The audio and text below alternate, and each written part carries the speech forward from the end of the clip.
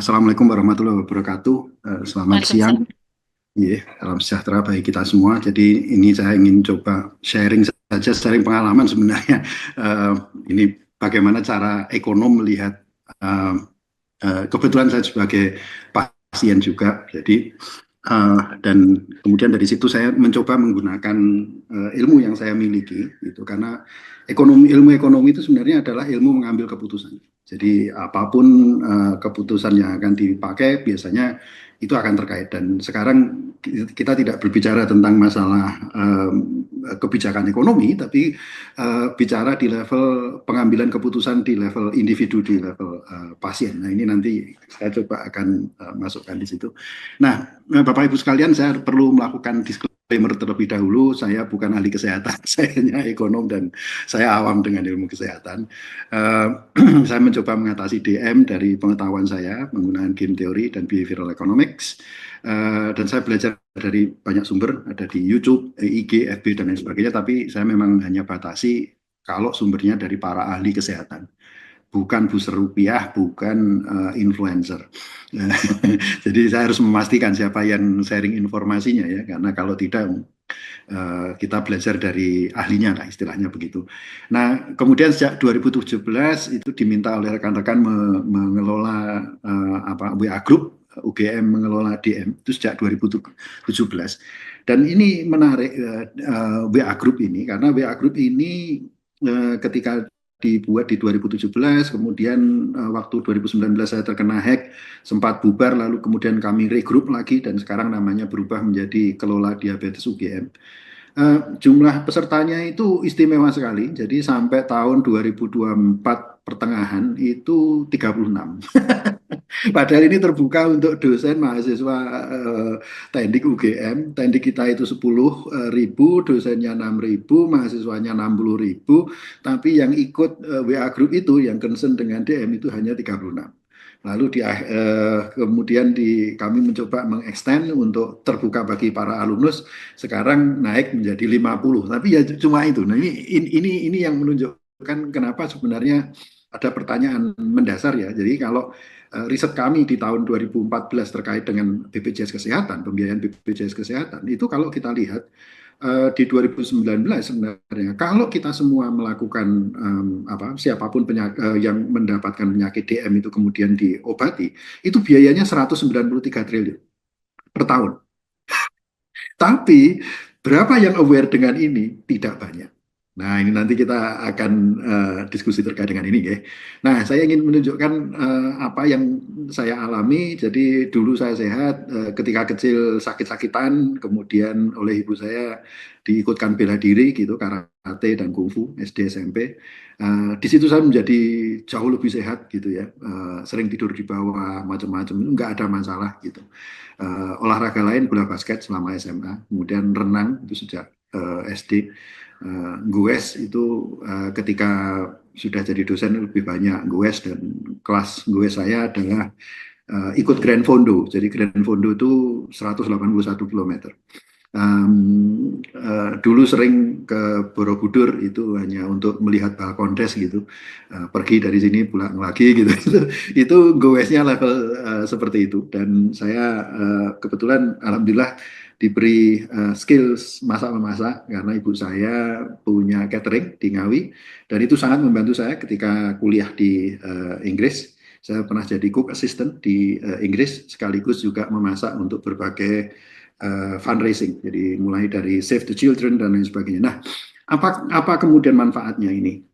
Dengan mengetahui masak memasak itu sebenarnya setiap kali orang mengatakan, oh ini ada resep ini, gitu langsung langsung yang ada di otak saya, oke, mari kita lihat resepnya. Itu kita akan tahu, oh ini resepnya benar atau enggak benar, rasanya seperti apa, itu kita akan tahu. Jadi bisa mereplikate ya. Dan ketika kita diberitahu informasinya, jadi misalkan dulu sosis misalkan, ya, sosis di Inggris itu hanya aturannya adalah di EU itu 59% itu adalah eh, daging.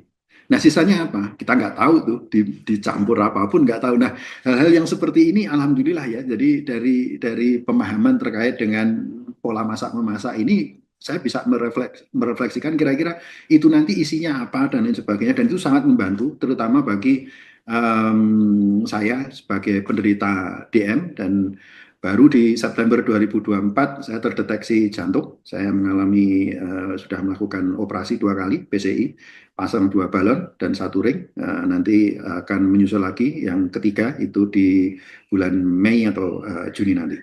Dan barulah dari situ terjadi drastis ya, pola pola hidup yang drastis. Jadi Bapak Ibu sekalian, saya ingin mencoba menghubungkan ini dengan uh, keahlian saya, yaitu adalah terkait dengan metode pengambilan keputusan. Metode pengambilan keputusan itu sebenarnya cuma ada dua, decision theory atau game theory.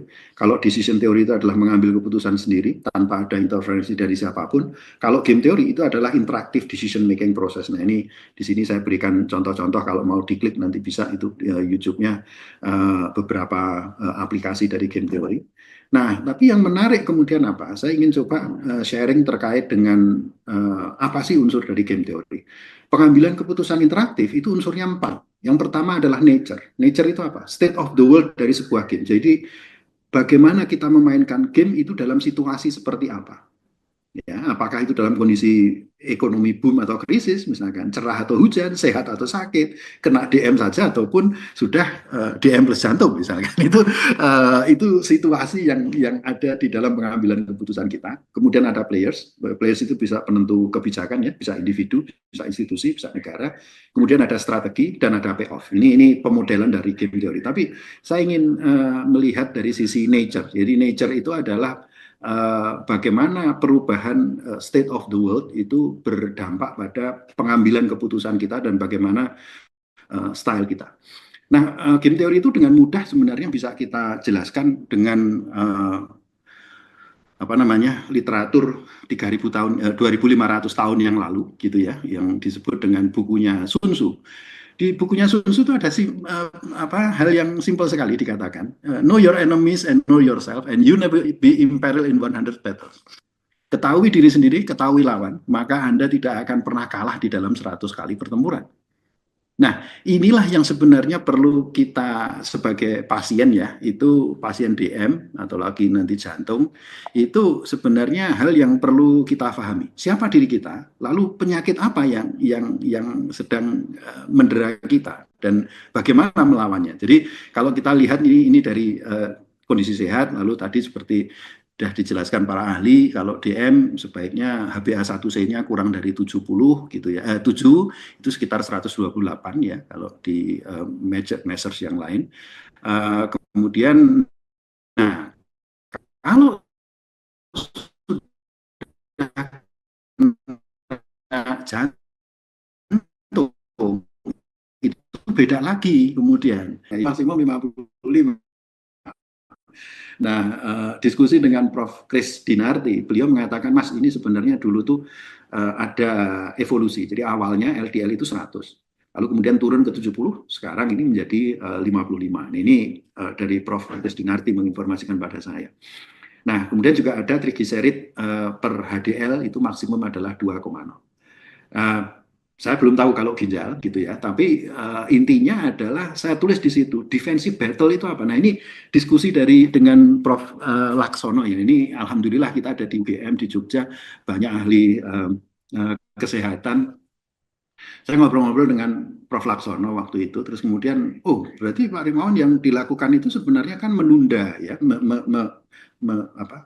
kalau tidak dilakukan perubahan gaya hidup, maka yang terjadi adalah orang terkena DM, lalu kemudian terjadi komplikasi masuk ke jantung, kemudian masuk ke ginjal gitu. Nah, kalau kita mengubah gaya hidup itu sebenarnya adalah upaya untuk memperlambat proses itu. Atau bahkan kalau nah ini yang dicoba dilakukan. Saya kemudian baru dari diskusi itu kemudian saya matur ke Prof. Langsung dulu. Prof, berarti kalau kayak begitu pola peperangannya itu kayak defensive battle. Nah, mengapa saya menggunakan istilah peperangan? Karena kalau orang belajar game teori ya pasti belajar perang gitu. Teknik-teknik perang itu kita pelajari dan ada yang namanya defensive battle. Jadi defensive battle itu apa? Itu biasanya dimainkan oleh negara-negara yang memang tidak memiliki sumber daya yang besar untuk melakukan penyerangan. Jadi negara yang sedang diinvasi biasanya itu memainkan defensive battle. Jadi membiarkan musuh itu menyerang, ya, karena memang tidak Bapak Ibu sekalian, menyerang itu tidak kemudian tidak tanpa modal, itu modalnya besar itu. Jadi kalau orang mau menyerang ya minimum resourcesnya 2 kali lipat daripada yang diserang gitu. Nah kalau nggak punya bagaimana? Ya sudah, berarti biarkan itu diserang, tapi kemudian bagaimana kita mengabsorb serangan itu dan melakukan serangan balik. Ya, logikanya adalah seperti itu.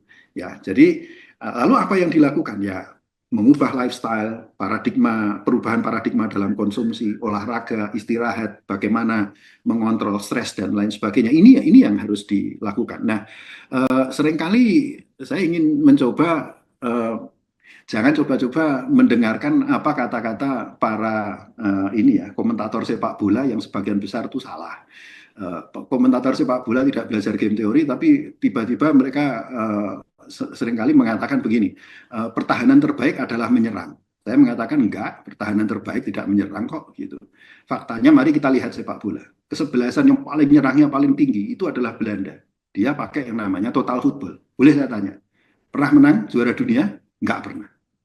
Tapi mari kita lihat Italia. Itali itu memainkan Catenaccio. Jadi kalau kita lihat permainannya Itali itu tidak menyenangkan. Kenapa? Karena dia bertahan.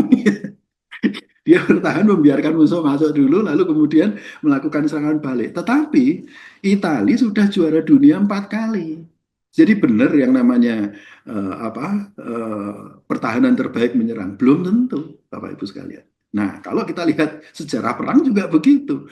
Jadi kalau kita lihat perang yang namanya Battle of Stalingrad itu tahun 41-42, apa yang dilakukan oleh Rusia ketika itu adalah Nazi untuk kemudian menyerang balik yang dilakukan. Lalu apa yang perlu dilakukan oleh seorang pasien? Menurut saya kalau menggunakan teori tadi ya, mari kita memainkan defensive battle. Lalu apa yang dilakukan dengan defensive battle? Ya kita harus mengubah paradigma kita, mengubah apa yang ada di otak kita, mengubah lifestyle kita. Kenapa? Karena kalau saya tidak mengubah gaya hidup saya, maka opportunity cost-nya terlalu tinggi. Saya tidak ingin sudah situasi kena jantung seperti ini kemudian memburuk jadi ginjal gitu ya.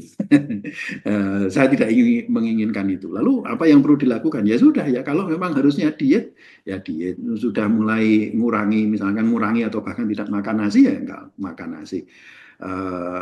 Mengubah melakukan food ordering ya mari kita lakukan food ordering. Kalau kita memang diminta untuk jalan kaki 30 menit atau exercise 30 menit per hari, mari kita lakukan. Nah, ini yang ya istilahnya do anything necessary untuk kemudian menanggulangi masalah kita tadi. Nah, Bapak Ibu sekalian, ini saya sharing ya. Jadi kebetulan karena saya belajar behavioral economics, jadi saya juga memahami juga.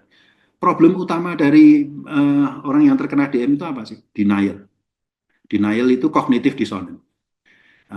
Jadi istilahnya itu ora jarkoni, iso ujar iso nglakoni. Nah itu kan gitu ngomongnya A, perilakunya B, ya itu. Nah jadi, nah kenapa itu terjadi? Karena munculnya stigma di masyarakat, non sewu. Jadi seolah-olah kalau sudah orang terkena DM itu kan nggak bisa apa-apa, kan gitu ya. Banyak hal yang nggak boleh, nggak bisa apa-apa dan lain sebagainya. Padahal faktanya tidak, gitu. Nah, yang lain adalah saya seringkali bertemu juga, Mas saya itu kalau DM nggak ada masalah, tapi bisa nggak makannya tetap seperti sebelum DM? Nah, ya nggak mungkin ya. Makan nasinya tetap banyak, minumnya gula-gulaan, di manis-manisan dan lain sebagainya. Terus nggak olahraga, ya saya bilang ya nggak mungkin Pak, gitu kan? Kenapa? Karena state of the world-nya berubah.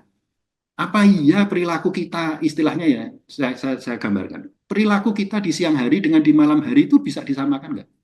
Nggak bisa. Itulah state of the world malam dan siang. Perilaku kita di saat tidak ada hujan dengan ada hujan, itu perilaku kita berbeda nggak? Ya jelas berbeda. Nah sama kalau ketika kita dinyatakan kena DM atau tidak kena DM. Nah problem lain yang sebenarnya cukup kompleks itu adalah karena secara fisik itu seringkali tidak terasa. Jadi saya ditanya, itu kalau gula darahnya tinggi itu kerasa apa ya? Nggak kerasa itu. Jadi itu juga masalah. Bahkan ketika saya terdeteksi jantung itu gara-gara saya kurang kerjaan waktu itu. Jadi anak saya kebetulan pas apa namanya operasi lutut di Singkarolus Jakarta. prosesnya sendiri kan 3-4 hari gitu ya. Lalu saya mikir-mikir waktu itu, nah ini 3-4 hari nih nungguin anak sakit, terus ngapain ini selain ini, gitu kan? Nggak punya kerjaan ya sudah MCU gitu kan, medical check up. Loh, nggak pakai, lu kan dosen UGM kan harusnya dapat fasilitas. Nah ini jadi masalah. Masalahnya di saya bukan bukan MCU-nya. Jadi MCU-nya tiap tahun dikirim itu apa namanya kartu itu. Cuma saya lahirnya ulang tahun saya di bulan Desember. Dan di bulan Desember biasanya pekerjaan banyak sekali loh itu. Nggak sempat lah mikiri ya, apalagi apa nanti meluangkan waktu gitu. Nah itu yang jadi masalah. Nah nanti baru ingat itu sekitar tanggal 15-an Desember 20 Januari sudah lewat bulan begitu. Nah, saya mau bawa kartu itu ke RSA itu sungkan saya. Lawang sudah dikasih waktu Desember kok, bukan salahnya RSA, bukan salahnya UGM, berarti kan yang salah saya sendiri ya. Mau minta begitu malu saya. Jadi bertahun-tahun ya dapat kartu itu nggak pernah anu Bu, nggak pernah tes Bu. Baru begitu tes di Sinkarolus itu waktu di EKG nggak ada masalah. Begitu EKG pakai treadmill, lalu dilihat, dibaca oleh dokter, dokternya udah senior mengatakan, Mas, ini pasti ada penyumbatan. Terus saya tanya lah, terus gimana dok? Udah scan, apa namanya CT scan. Nah, CT scan-nya saya balik ke Jogja waktu itu, kemudian CT scan, barulah ketahuan bahwa kalsium saya 3.402. Saya tanya ke dokter, itu normalnya berapa? Normalnya itu 0, Mas. Saya baru tahu, oh begitu ya, iya. Terus gimana tuh? Ya LAD itu yang depan itu ya, apa namanya arteri depan itu total blok 100%. Yang belakang itu nggak ada blok, tapi yang kanan itu blok 90%. Nah, beruntung tadi ya, gara-gara ketika sejak muda itu olahraga. Jadi banyak apa namanya jalur-jalur yang kemudian membantu jantung saya sebenarnya dari yang belakang itu mensupport ke yang depan. Nah, ini baru pelajaran yang sangat sangat sangat berharga sekali bagi saya. Nah, dulu ketika di DM pun di awal itu kan seringkali saya diminta untuk tes tadi ya. Saya sepakat dengan Dokter Bowo. Jangan pakai deh apa kalau menurut saya ketika pakai gula darah sewaktu itu seringkali muncul Hawthorne effect namanya ya. Jadi kalau Hawthorne effect itu kan orang kita tahu 2 hari lagi mau dites darah sewaktu itu kemudian tiba-tiba jadi religius gitu. Tiba-tiba jadi religius, jadi puasanya kenceng, terus dietnya kenceng gitu kira-kira gitu ya. Nah ketika dites darahnya, nah ya bagus. Nah, tapi begitu saya diminta oleh dokter saya pakai HbA1, saya berhenti, Bu. Begitu lihat itu berapa? 9,4, nggak bisa apa-apa saya. Wow, ternyata DM tau. Kena 9,4 mau apa? Wong itu HbA1c itu untuk 3 bulan. Sampai mau sereligius apa? Ya, pura-pura religius kayak apa ya nggak bisa. Mau puasa 3 bulan, yang bener aja kan gitu. Nah susah kan mengubah gaya ini. Jadi inilah yang kemudian mengubah hidup saya sebenarnya. Nah, Bapak Ibu sekalian, saya ingin tunjukkan juga sebenarnya adalah dari sisi bagaimana manusia mengambil keputusan. Ini yang seringkali menakutkan, ya. Kenapa? Karena orang itu membobot keberhasilan dengan kegagalan itu berbeda. Kegagalan itu dibobot jauh lebih tinggi daripada keberhasilan yang sama. Belum lagi ada uncertainty aversion, kita tidak suka uncertainty. Ada status quo bias, tidak suka perubahan. Ada endowment effect, apa yang kita miliki itu dibobot lebih tinggi daripada yang belum dimiliki. Dan yang lebih menakutkan lagi adalah sebenarnya present biasness. Kita membobot sekarang itu jauh lebih penting daripada kepentingan-kepentingan di masa yang akan datang. Nah ini sebagai behavioral saya itu selalu memikirkan, oh saya dalam kondisi cognitive dissonance nih, apa yang harus saya lakukan. Jadi saya harus jujur pada diri saya sendiri. Gitu. Nah, Bapak Ibu sekalian, ini ada pembelajaran juga dari akreditasi internasional. Kami mengikuti akreditasi internasional ACSB sejak 2004 dan prosesnya di situ memang berdarah-darah. Tapi ada dua prinsip yang menurut saya menarik yang bisa jadi pembelajaran. Apa itu? Do what you say and say what you do. Artinya kita jujur pada diri kita sendiri. Yang kedua itu adalah continuous improvement. It doesn't matter kita mulainya dari mana, tapi yang penting adalah selalu ada improvement dari hari ke hari.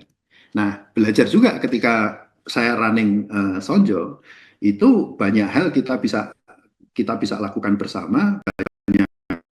Shelter bisa dibentuk, vaksinasi jimpitan itu bisa, dan vaksinasi jimpitan itu meskipun kita berhasil memvaksinasi 175.000 dosis pada saat itu dengan dana yang kita putar itu 1,173 miliar, tapi tidak ada satu peser pun yang bisa masuk ke Sonjo. Karena Sonjo dimulai dari tidak pakai uang. Jadi bagaimana memobilisasi non-financial resources itu untuk membantu bersama. Ternyata bisa. Nah, dari Sonjolah juga saya juga belajar bahwa sebenarnya intinya problem di Indonesia itu banyak, tapi menurut saya apapun problem di Indonesia bisa kita tangani kok. Karena problem di Indonesia itu cuma satu, apa itu? 1M. 1M itu apa? Mau. Nah, kalau sudah muncul maunya itu udah itu mudah itu. Yang lain-lain itu ngikut gitu ya. Tapi modalnya ya mau itu tadi.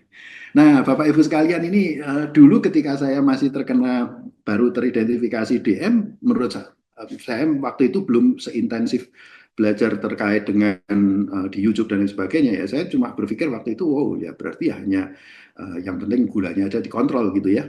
Pola makan dan lain sebagainya masih sama. Dan bahkan saya dikenal di FEB itu apa namanya, kalau setiap kali rapat dan kalau setiap kali kuliah di jam pertama selalu membawakan mahasiswa itu gorengan karena saya suka gorengan. Nah, begitu kemudian saya terkena jantung, dokter mengatakan, Mas, LDL harus dijaga kurang dari 55. Lalu kemudian trigliserid HDL kurang dari 2,0. Nah, pertanyaannya adalah, lalu saya tanya, terus apa yang perlu dilakukan, Dok? Ya satu, jangan makan gorengan, gini-gini aja, itu berhenti. Terus saya tanya juga, Dok, ada masalah nih, kenapa? Saya sering bepergian.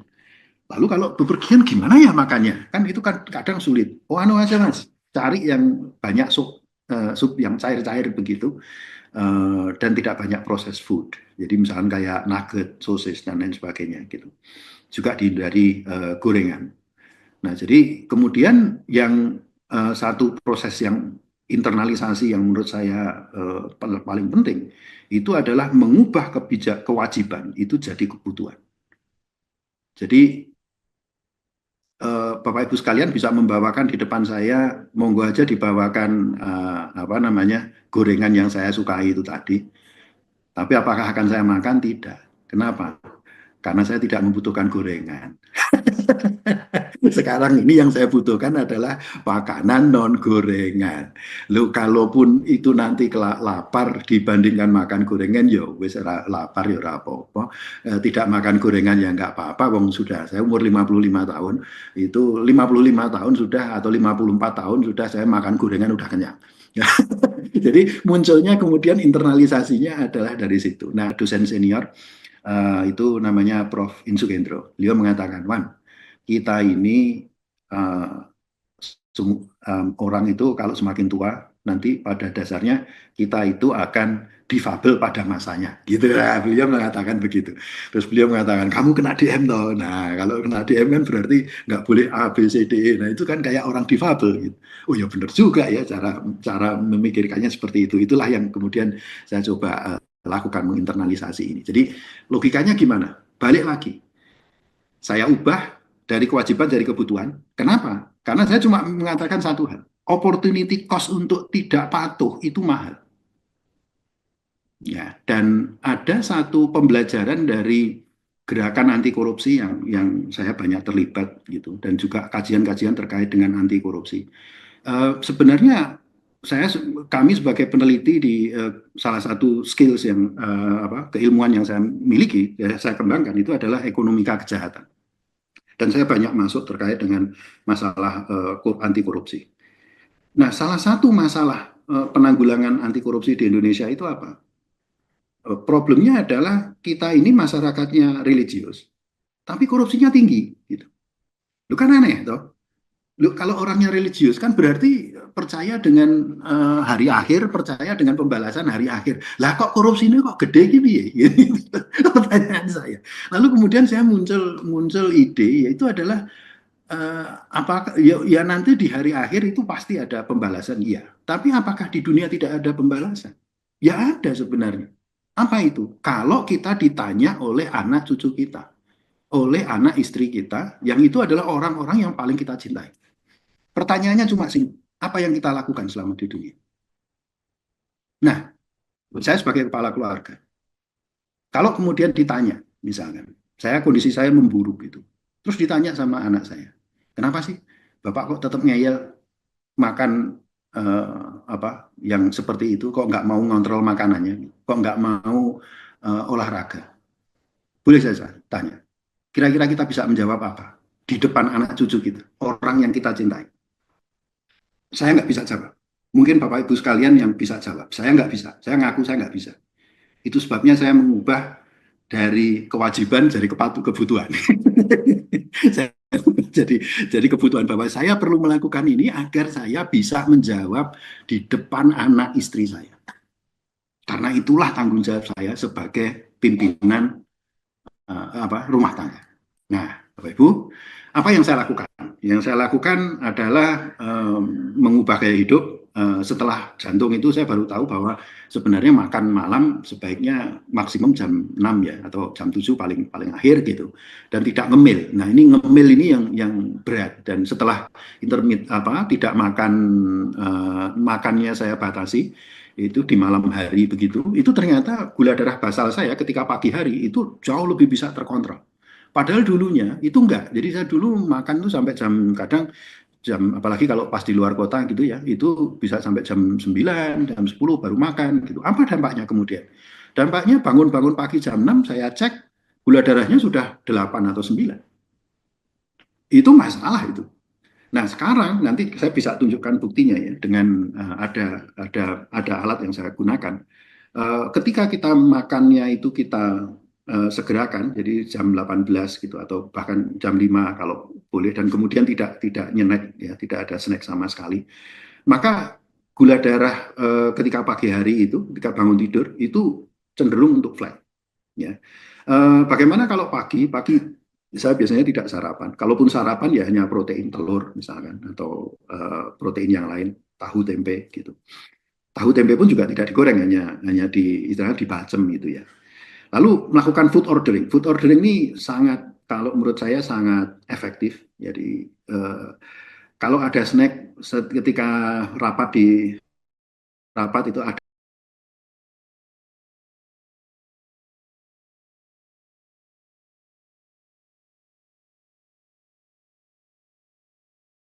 10-15 menit, ini juga efektif, tapi juga ada versi kapsulnya. Kalau Bapak Ibu sekalian mungkin kesulitan ya, baru keluar kota masa ya bawa apple vinegar kan gitu, repot kan gitu. Nah, lalu bagaimana kalau makan ya pakai food ordering. Jadi makan pertama ya sayur yang banyak. Jadi kalau sekarang saya biasanya makan, beli apa namanya, timun itu, beli timun potong yang gede itu, potong separuh itu saya habiskan makan timun dulu gitu. Bisa makan timun dulu, atau mungkin kayak timun suri dan lain sebagainya itu yang cipan itu ya, cipan yang digodok terlebih dahulu dan lain sebagainya. Barulah kemudian makan protein dan lemak, buah-buahan. Kalau karbohidrat bagaimana? Kalau karbohidrat sederhana, misalnya pengen sekali makan nasi, saya makan. Tapi satu hal, itu dilakukan di siang hari dan hanya 3 sendok. Dan itu di terakhir. Nah, pola pola makan nasi terakhir itu saya temui ketika di Jepang, dan juga ketika waktu itu ada conference di New Zealand. Saya lihat, saya dan istri saya masuk ke rumah makan waktu itu, terus di situ sudah ada orang dari Cina ya, di rumah makan itu. Eh, Mereka sudah duluan dan kita lihat makanannya sudah dimakan habis gitu. Tiba-tiba dari belakang itu ada waitress itu bawa nasi. Saya jadi mikir, loh itu lauknya habis semua kok, baru nasinya baru muncul gitu. Nah, ternyata ketika saya jadi teaching fellow di Hiroshima University, setiap kali diajak makan itu begitu. Jadi kalau dikasih makan pertama kali itu lauk gitu. Baru ketika terakhir itu ada ditanya, ada yang masih membutuhkan nasi nggak? Baru ketika itu. Oh, begitu ya cara makannya ya, gitu. Itu baru baru paham. Sementara kalau kita kan enggak ya, nasinya banyak, lauknya sedikit kan gitu. Nah, dan ternyata dengan 3 sendok itu kalau kita terpaksa makan, ya itu sudah lebih dari cukup.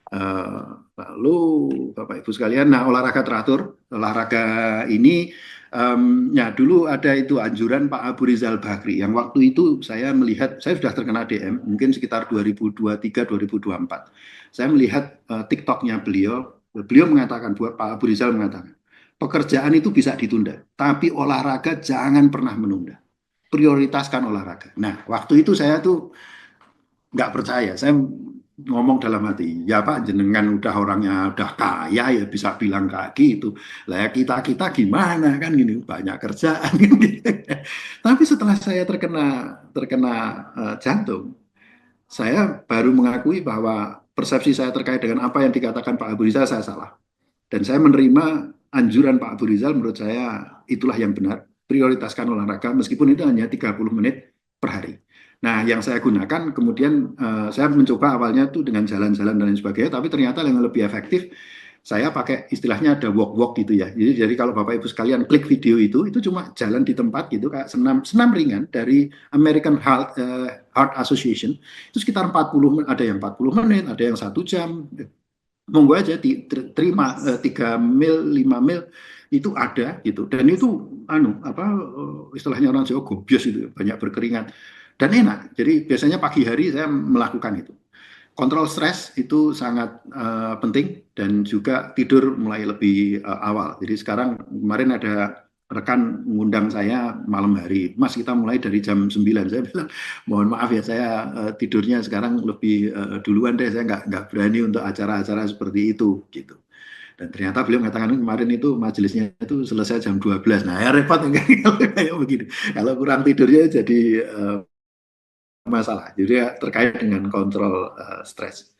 Nah ini Bapak Ibu sekalian, ini saya tunjukkan perbandingan apa yang terjadi di tanggal 7 Januari dan 8 Januari terkait dengan gula darah saya. Jadi saya menggunakan alat ini yang bisa sensor yang bisa dipakai setiap saat gitu. Nah ketika saya ngajar di Jerman tahun lalu, saya melihat ada satu mahasiswa, dua mahasiswa itu menggunakan hal yang sama dengan saya. Lalu waktu itu dia udah nggak pakai ini, tapi sensornya itu kelihatan gitu ya.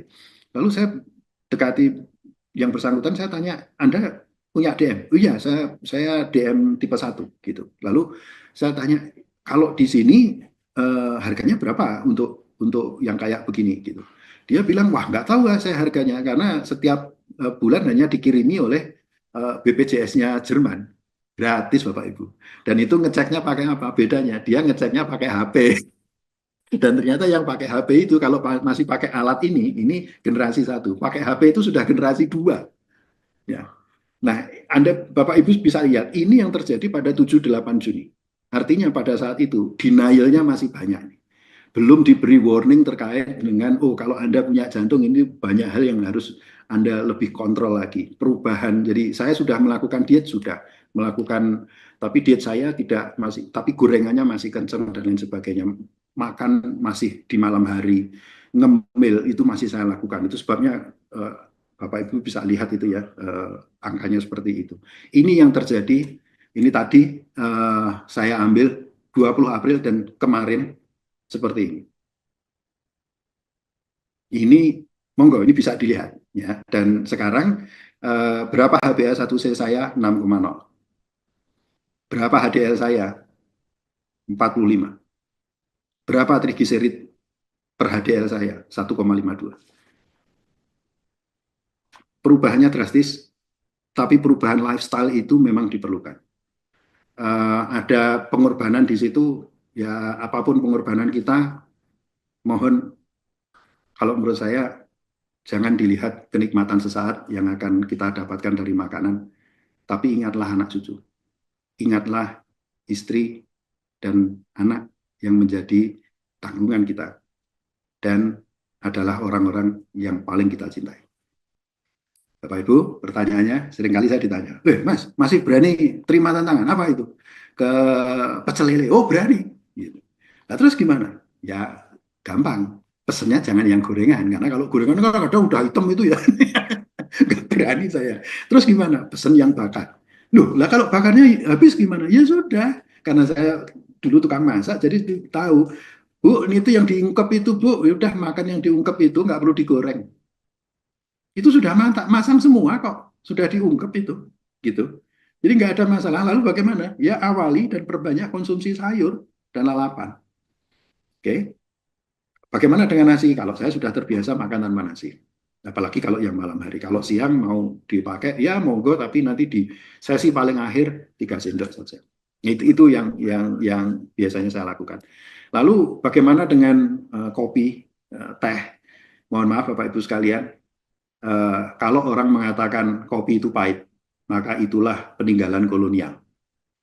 Bangsa Indonesia adalah bangsa yang tidak memahami bagaimana menikmati kopi dan teh yang benar.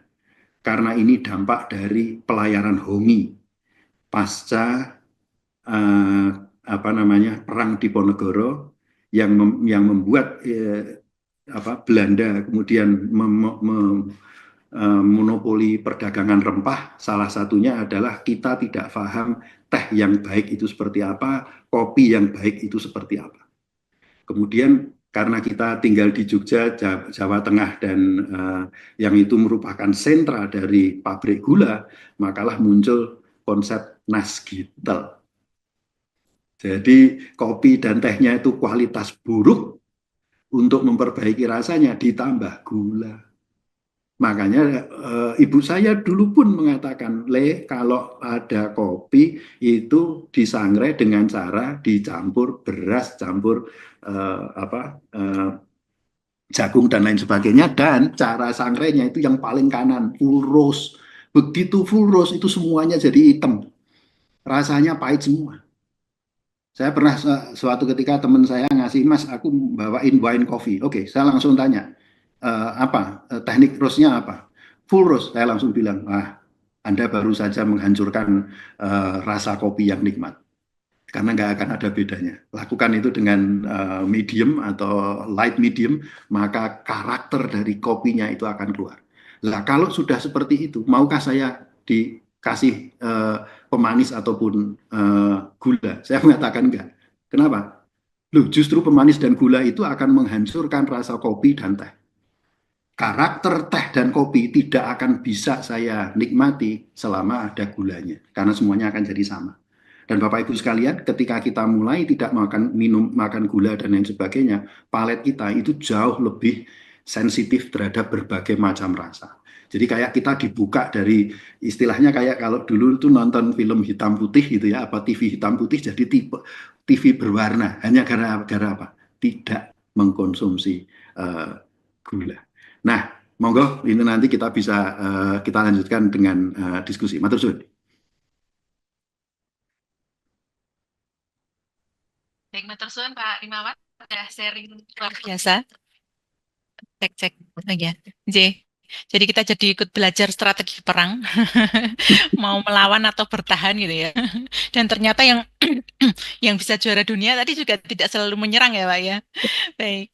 Dan juga beliau sharing banyak sekali keberhasilan beliau untuk kemudian mengubah lifestyle menjadi lifestyle yang bagus gitu ya. Dan kita lihat tentu saja beliau masih aktif berkiprah di mana saja. Jadi memang betul tadi mematahkan mitos bahwa kalau sudah kena diabetes itu sudah apa namanya nggak bisa ngapa-ngapain itu salah ya, artinya tetap bisa hidup dengan bagus, dengan kualitas yang bagus, dan bisa berkiprah dengan aktif untuk masyarakat juga.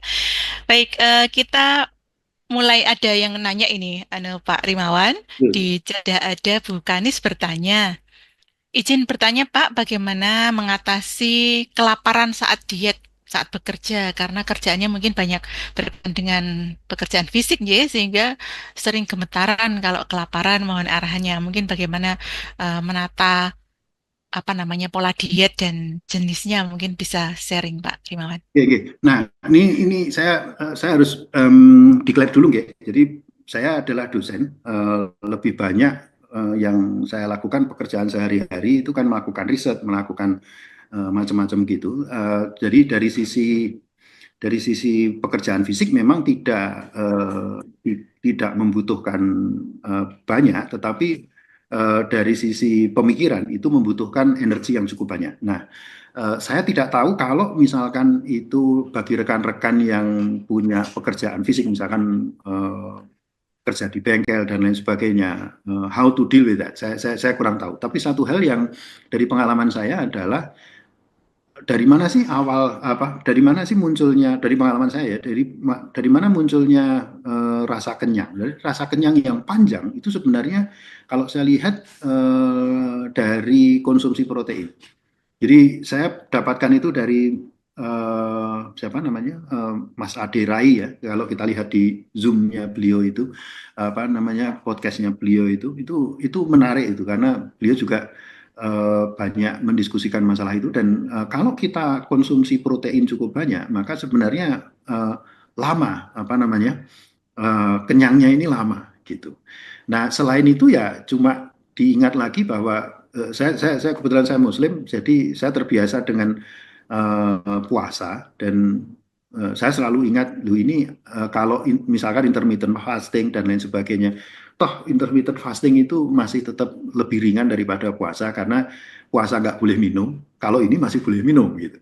Ngopi juga boleh, ngeteh boleh, asal tidak dicampur gula, apa namanya, gula apapun nggak ada campurannya, jadi hanya murni saja. Jadi itu sih yang saat bekerja lebih seperti itu. Nah, kalau pekerjaan fisik ini yang kalau kayaknya sering gemetaran, ya itu sebenarnya sudah hipo ya. Kalau sependek apa pemahaman saya, karena saya coba seringkali kalau pas hipo begitu ya gemetaran Bu gitu. Dan kalau seperti itu ya harus nambah asupan gitu. Cuma ini yang perlu hati-hati karena seringkali ketika hipo itu kecenderungannya orang adalah kemudian makan sebanyak-banyaknya. Nah, ketika makan banyak-banyak nanti naiknya tinggi. Ini yang seringkali jadi kurang terkontrol. Jadi ya balik lagi kepada tadi ya, Sun Tzu, know your enemy and know yourself. Fahami diri sendiri, fahami lawan. Lawan kita adalah DM, diri kita adalah ya diri kita ini. Nah, bagaimana pola yang ada di kita ini yang kita perlu perlu memahami. Mungkin itu dari saya. Ya, baik, terima kasih. Mungkin Bu Kanis apa sudah bisa menjawab yang ditanyakan ya? Ya, kaitannya dengan tadi apa yang disampaikan Pak Riman itu betul ya. Jadi apa namanya, kita itu harus menjaga jadwal makan juga, jangan sampai kita jatuh pada sudah sangat kelaparan ya Pak. Ya, kalau sudah sangat kelaparan maka cenderungannya itu jadi makan sebanyak-banyaknya gitu. Jadi malah jadi melebihi pada porsi yang seharusnya gitu. Jadi termasuk jadwal makan itu mungkin juga penting ya Pak ya. Bagaimana mensiasati ini Pak, dalam arti Pak Rimawan kan kita tahu luar biasa apa aktivitasnya yang bepergian, terutama terkait dengan mengatur makan, kemudian olahraga Pak. Kalau boleh tahu olahraga yang Oh, ya. dilakukan apa aja begitu? Karena juga tadi sempat Dokter Bowo kan menyampaikan kalau sudah ada diabetes, sudah ada masalah di jantung, mungkin juga jangan mengambil olahraga-olahraga yang berat atau mungkin pilihan olahraganya Pak Rimawan ini apa? Lajeng mungkin resep istilahnya berapa berapa kali dalam seminggu, berapa lama, mungkin bisa sharing, Pak. Ya, ini Bu, kalau saya pakainya ini ya. Jadi ini kalau diklik di YouTube ini kayak jalan-jalan di tempat aja sebenarnya. Jadi kayak jalan di tempat, senam senam ringan jalan di tempat itu dari American Health Association. Di situ ada yang minimum itu 30 menit. Saya biasanya milih yang 40 menit atau satu jam gitu. Nah, enaknya di sini itu mau dilakukan kapanpun ya nggak masalah. Pagi hari bisa, kemudian kadang saya kelupaan pagi hari sudah sampai kantor begitu ya, di kantor ya nggak masalah gitu karena cuma maju mundur kecil-kecilan gitu ya, tinggal jalan di tempat macam-macam. Jadi tidak bergantung lagi. Kalau dulu misalkan setelah makan saya biasakan untuk muter UGM gitu ya, tapi kan ya kalau harinya cerah ya lumayan Bu, tapi kalau sekarang ini kan banyak hujan ini kan ya repot juga kan gitu kan. Terus saya mikir ini gimana ya caranya. Kadang saya memanfaatkan ini, jadi misalkan kami di FEB UGM punya dua tower ya, ada Pertamina Tower sama Learning Center Tower, itu delapan lantai. Ya, cobalah naik pelan-pelan ke sana, turun lagi gitu. Jalan kaki ya, Jalan jadi kaki ya, apa santai. namanya, memenuhi kebutuhan berlangkahnya itu yang menjadi Betul. penting ya, Pak Riman ya. Betul. Ya, nah, kalau ini bisa dilakukan juga di malam hari setelah makan, kemudian kita jalan-jalan sedikit aja, katakan 10 menit, 15 menit, itu sudah sangat membantu sebenarnya. Ya. Baik. Baik, terima kasih. Mungkin ada diskusi lagi dari Bapak Ibu? Monggo. Ini ada Pak KBU Kanwil Riau ini, mungkin ada resen Bu. Monggo. Oh, nggih, monggo Bapak, eh, Bapak bisa membuka mic. Nggih. Satu lagi Pak, Ya, terkait dengan pola tidur Pak. Nah, sekarang ini kan tuntutan di dunia pendidikan, kerja dan lain sebagainya juga luar biasa yang kadang-kadang jadi istirahatnya berkurang dan sebagainya. Nah, ini tipsnya Pak, mungkin memenuhi kualitas tidur yang cukup. Kalau mungkin tidak bisa tidur awal karena harus bepergian keluar kota, ada tugas di luar kota, mungkin Pak Rimawan bisa sharing. jadi kalau saya intinya itu begitu ngantuk ya coba tidurin aja gitu. Di kantor saya sering sering tidur juga, tapi pakainya kayak power nap gitu. Jadi misalkan dapat 10 menit, 15 menit, itu biasanya jauh lebih lebih lebih segar ya, Bu. Kalau dalam perjalanan itu lebih mudah lagi gitu. Naik pesawat, naik kereta itu nah, tapi memang saya juga sadar bahwa banyak orang yang seringkali tidak bisa tidur di pesawat gitu, dalam perjalanan. Nah, ini yang saya tidak tahu ya, karena ini kan masing-masing orang berbeda. Tapi saya Oke. usahakan untuk tidak tidur terlalu malam. Meskipun saya juga masih, kalau diminta 8 jam itu malah nggak bisa saya, karena saya nggak tahu gimana caranya tidur Hmm, 8 jam. ya. Paling-paling ya 6 6 7 lah. 7 itu udah maksimum, karena setelah itu ya nggak nggak gimana ya, karena kalau dulunya ketika muda itu bahkan sampai cuma 4 jam gitu, terbiasa gitu, tapi sekarang sudah mencoba untuk tidak seperti itu. Nah, sharing juga, beberapa kali saya menjadi saksi ahli sebenarnya di beberapa persidangan. Nah, menjadi saksi ahli itu em, berat, karena ketika kita bersaksi kan ada dua sisi ya, itu ada dari jaksa, ada dari penasihat hukum, ada dari hakim gitu ya. Nah, itu eh, apa, tentu ketika kita sudah bersaksi seperti itu kan apa namanya, stresnya tinggi ya. Nah, itu kalau bisa dihindari deh gitu. Saya sekarang tidak lagi. Kalaupun bersaksi ya itu pakai Zoom, karena kalau pakai Zoom itu jadi masalah Presernya sering. beda. Ya, jadi kalau pressure-nya hampir sama, Bu. Cuma yang membedakan begini, ketika kita masih menunggu sidang, gitu ya, itu kan kita masih bisa melakukan apapun ya, bisa tiduran lah gitu, sambil menunggu sidang gitu. Karena sidang itu bisa bisa nggak tentu mulainya. Kayak kemarin itu berapa hari lalu, sidangnya jadwalnya 9.30. Mulainya jam berapa, Bu? 16.30. Iya. Meskipun itu hanya selesai dalam waktu 1 jam, gitu ya. Nah, lah bayangkan kalau kita kemudian di pengadilan negeri itu tidak ada ruangan untuk tidur atau apapun, ya agak susah ya bagi. Itu sebabnya saya lebih cenderung untuk menggunakan Zoom kalau sudah seperti itu. Dan itu pun juga saya hanya batasi untuk yang kasus yang saya pernah di BAP gitu. Nah, jadi Jadi kita harus harus, pinter-pinter memanfaatkan waktu di ya, sela-sela itu tadi ya, Pak ya, Rimawan ya. dan harus tahu juga bahwa oh ini berat, kalau ini berat ya susah, kalau ini mungkin skillnya kita memang dibutuhkan tetapi kita tidak bisa lagi melakukan itu, terus bagaimana ya, kita mau tidak mau ya harus melakukan regenerasi dan lain sebagainya, kan begitu. Ya ini ya banyak hal ya, jadi yang selalu kita pikirkan ya kesehatan yang utama lah. Betul. Oke. Baik Bapak Ibu, mungkin satu lagi boleh open mic, open cam. Monggo.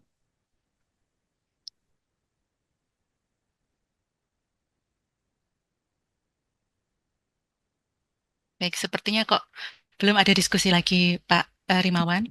Dan Ya. karena mungkin waktunya juga sangat terbatas dalam arti tadi kami menyediakan atau mengatur waktu untuk webinar ini hanya sampai tengah hari, ini sudah tengah punjul sedikit. Sudah hampir jam 2, jadi mungkin peserta juga mungkin sudah ada beberapa yang meninggalkan forum ini, walaupun sebenarnya juga masih lumayan join dan kita apresiasi beliau-beliau yang tetap bertahan sampai siang hari ini, jadi Pak Rimawan. Dan kami juga terima kasih sekali Pak Rimawan sudah bersedia sharing begitu dari perspektif Bapak sebagai apa namanya pasien diabetes mellitus yang kemudian bisa berhasil mengubah lifestyle yang luar biasa. Terus sekarang juga tetap bisa aktif dan berkarya begitu ya, tidak mengurangi satu apa namanya istilahnya aktivitas pun untuk untuk bisa tetap bermakna bagi lingkungan dan bangsa. Dan juga karena Bapak seorang ekonom, jadi kita juga bisa ikut apa namanya tambah ilmu kuliah nih tadi, bagaimana kita tetap bisa harus jujur pada diri sendiri, dan yang penting continuous quality improvement tadi ya Pak ya, sedikit demi sedikit kita yang penting kita perbaikan terus setiap hari begitu ya, jadi nanti juga sampai pada titik yang optimum begitu ya kurang lebih. Tapi ya jangan lupa untuk menyiapkan modal 1M tadi ya Pak ya.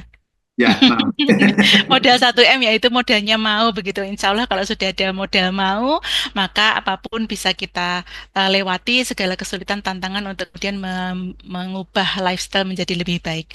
Mungkin itu dulu yang bisa kita apa namanya bahas begitu di sesi yang ini, dan sekali lagi terima kasih kepada Pak Riman sebagai narasumber dan juga Bapak Ibu yang sudah mengikuti sesi ini sampai dengan hampir pukul 2 ini.